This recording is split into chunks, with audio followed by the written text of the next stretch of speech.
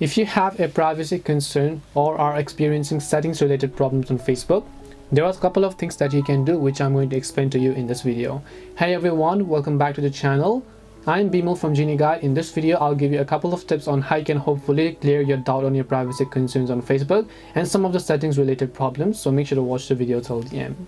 Now first of all, to review your privacy settings, you can open up Facebook. Facebook does give you the option to review all of your privacy settings, such as who can see you, who can find a profile or not, who can search you up, and who can send you friend requests and who cannot. You can do literally anything on Facebook and customize them. So for that, just tap the three lines icon from the top right, scroll down to settings and privacy, and then just go to this option called privacy shortcuts.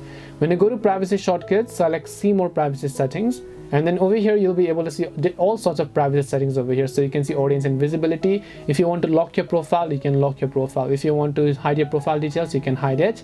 If you want to select how people can find and contact you, you can customize that. If you want to see who can see your posts and stories, you can delete that as well, and your stories, your reels, your avatars, and everything in that way. The other thing you can do is you can simply manage the app permissions. So you can check the apps and websites that have access to your Facebook account. So just go to the settings tab again, and then you want to simply come to the apps and websites tab over here. So if you don't find it, you might just want to go to this option called settings again. Then under apps and websites, you'll be able to see all sorts of applications that has access to your account. So under it over here, as you can see, then you should be able to remove them accordingly as well.